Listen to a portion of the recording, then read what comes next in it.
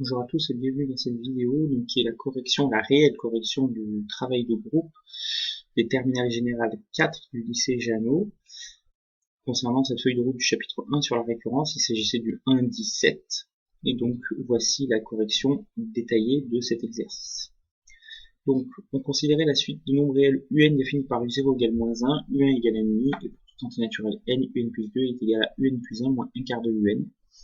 Et la première question, on nous demandait de calculer U2 et d'en déduire que la suite UN n'est ni arithmétique ni géométrique. Alors, U2, c'est U1 moins 1 quart de U0, et U1 valant 1 demi et U0 valant moins 1, ça fait 1 demi moins 1 quart de moins 1, c'est-à-dire 3. Ensuite, pour vérifier qu'elle n'est pas arithmétique, on calcule U2 moins U1. U2 moins U1, c'est moins 1 quart de U0, c'est-à-dire 1 quart. Et U1 moins U0, c'est 1,5 moins moins 1, c'est-à-dire 3,5. 1 quart est clairement différent de 3,5, donc UN n'est pas arithmétique.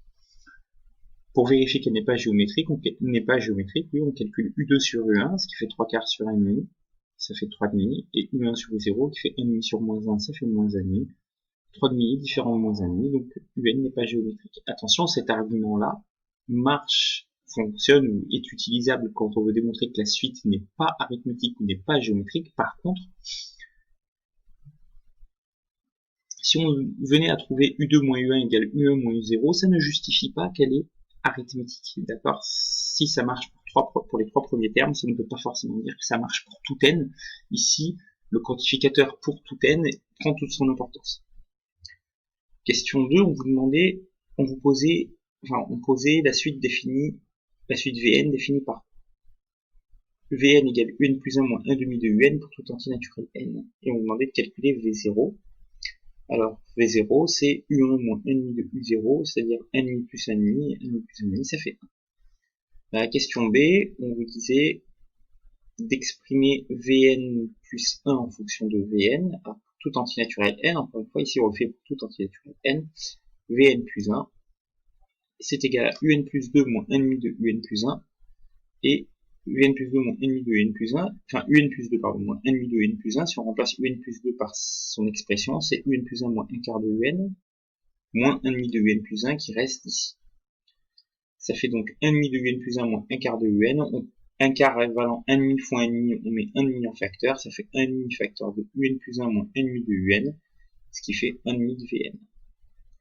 Question C, on vous demandait donc déduire que Vn était géométrique de raison n,5, et bien comme pour tout antinaturel n, et là ça a été prouvé pour tout antinaturel n, que Vn plus 1 est égal à 1,5 de Vn, donc là ça va fonctionner.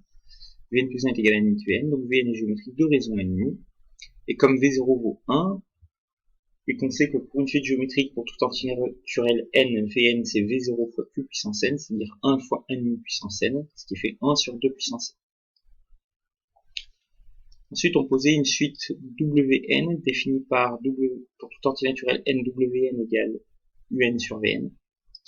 Et donc, dans la question 3a, on vous demandait de calculer W0. W0, c'est U0 sur V0, c'est-à-dire moins 1 sur 1, c'est-à-dire moins 1.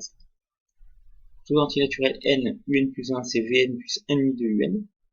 Alors, Un plus 1, c'est Vn plus 1,5 de Un. Donc, Wn plus 1, comme c'est Un plus 1 sur Vn plus 1, c'est Vn plus 1,5 de Un sur 1,5 de Vn, puisque Vn est géométrique de raison n,5. Donc j'ai le droit de substituer le Vn plus 1 au dénominateur par 1,5 de Vn. Ainsi, pour tout entier naturel n, la question C, Wn plus 1, c'est Vn plus 1,5 de Un sur 1,5 de Vn.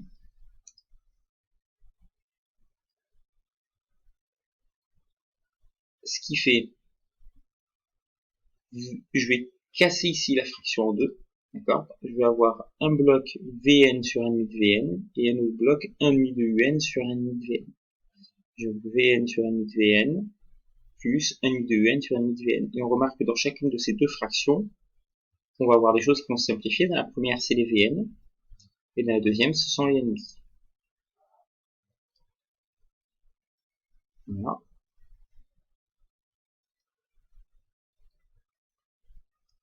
Et donc du coup, il nous reste pour la première fraction 1 sur 1,5 plus Un sur Vn pour la deuxième, 1 sur 1,5, l'inverse de 1,5 valant 2, et Un sur Vn par définition pour tout entier naturel n, encore une fois, c'est Wn. Donc cette expression-là, c'est 2 plus Wn, c'est-à-dire Wn plus 2. On a démontré que pour tout entier naturel n, Wn plus 1 était égal à Wn plus 2, donc Wn est arithmétique.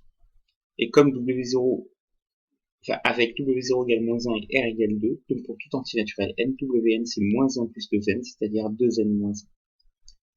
Et on vous demandait d'en déduire une expression de un en fonction de n. Pour tout entier naturel n, Wn c'est un sur Vn, donc un c'est Wn fois Vn. On sent un petit produit en croix. Donc un c'est donc 2n-1 fois 1 sur 2 puissance n, c'est-à-dire 2n-1 sur 2 puissance n. La question 5, on vous disait on pose Sn la suite, on pose Sn, oui, la suite définie par Sn c'est U0 plus U1 plus etc plus Un.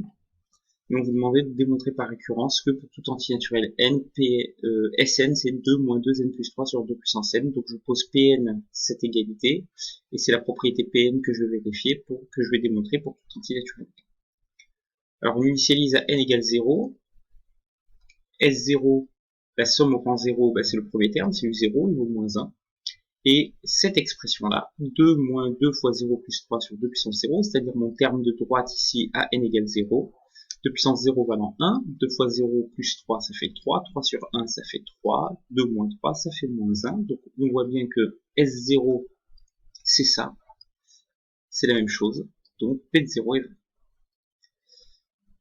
Pour l'hérédité, on prend K un entier naturel quelconque est fixé, on suppose que P de K est vrai, c'est-à-dire que SK c'est 2 moins 2K plus 3 sur 2 puissance K, et on veut démontrer que P de K plus 1 est vrai, c'est-à-dire SK plus 1 c'est 2 moins 2K plus 5 sur 2 puissance K plus 1. Or,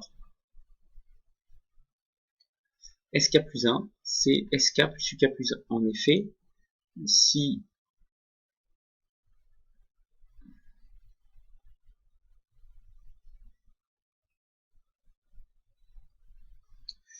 on regarde ce que vaut SK plus 1, SK plus 1 c'est U0 plus etc plus UK plus 1. Et en fait on remarque ici que ce terme là c'est SK et il me reste bien UK plus 1. Donc cette relation là est vraie, donc je l'exploite. J'ai donc par hypothèse de récurrence SK qui vaut 2 moins 2K plus 3 sur 2 puissance K plus UK plus 1 qui vaut lui 2 facteurs K plus 1 moins 1 sur 2 puissance K plus 1 d'après ce qu'on a établi à la question 4. Je vais inverser ces deux termes, je vais mettre celui-là d'abord et celui-là après pour ne pas m'embrouiller avec le signe moins. Donc j'ai 2K plus 2 moins 1 sur 2 puissance K plus 1 moins. Puis là je vois que mon dénominateur il est égal à 2 puissance K, et 2 puissance K plus 1 c'est juste 2 fois 2 puissance K, donc il suffit de multiplier cette fraction là, le haut et le bas, par 2 pour obtenir le même dénominateur que pour celle-là. Donc c'est ce que je fais, et donc 2 fois 2K ça fait 4K, et 2 fois 3 ça fait 6. Donc du coup ça revient à faire moins 4K plus 6 sur 2 puissance K plus 1. J'ai la somme de deux fractions qui ont le même dénominateur, donc je mets tout au même dénominateur, j'ai donc 2 plus 2K plus 1 moins 4K moins 6, parce que 2 moins 1 fait 1, sur 2 puissance K plus 1, j'ai donc 2 plus 2K moins 4K moins 2K, et 1 moins 6 moins 5, donc 2 plus moins 2K moins 5 sur 2 puissance K plus 1, et en fait, c'est comme si là, je venais à factoriser par moins 1, que je faisais tomber ce moins 1 devant la fraction, j'ai donc 2 moins 2K plus 5 sur 2 puissance K plus 1, ce qui est exactement ce que je voulais démontrer ici. Donc, P est héréditaire, et la conclusion elle est habituelle, c'est-à-dire on a démontré que Pn est vrai pour tout entier naturel n, soit Sn égale 2 moins 2n plus 3 sur 2 puissance n.